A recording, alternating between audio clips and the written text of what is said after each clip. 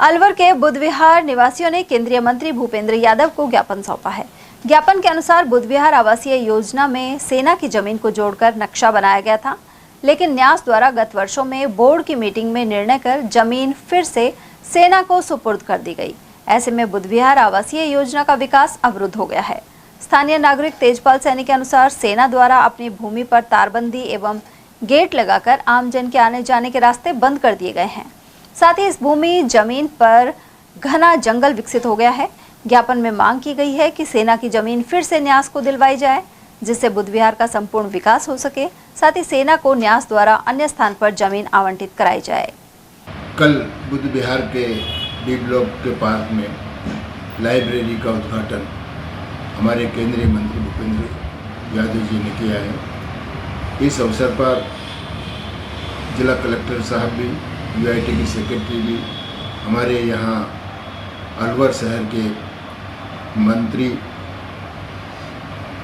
जी भी वहाँ उपस्थित थे और गणमान्य लोग भी वहाँ काफ़ी उपस्थित थे। इस उद्घाटन समारोह के पश्चात वृक्षारोपण भी उनके द्वारा किया गया।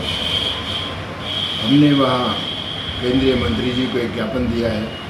उस ज्ञापन में मुख्य रूप से बुद्ध विहार में पहले जो मिलिट्री की ज़मीन थी वो बुद्ध विहार के नक्शे में शामिल थी, परंतु यूआईटी ने अपनी बोर्ड की मीटिंग में उस ज़मीन को बाहर कर दिया गया है और जिससे कि जो बुद्ध विहार के स्कीम का जो नक्शा था वो अधूरा रह गया है, यानी पूर्ण नहीं हो पाया है।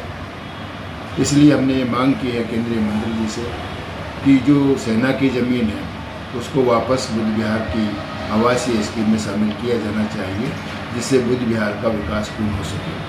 क्योंकि इससे जो नगर विकास न्यास का जो नक्शा था वो अधूरा रह गया है। रोड वहीं की वहीं ब्लॉक हो गई है और आर पार जो होनी चाहिए थी वो नहीं हो पाई है। इसी में जो हमारे पार्क की ज़मीनें जो छोड़ी जानी चाहिए थी वो भी नहीं छोड़ पाई है और वो पूरा विकसित नहीं हो पाया है।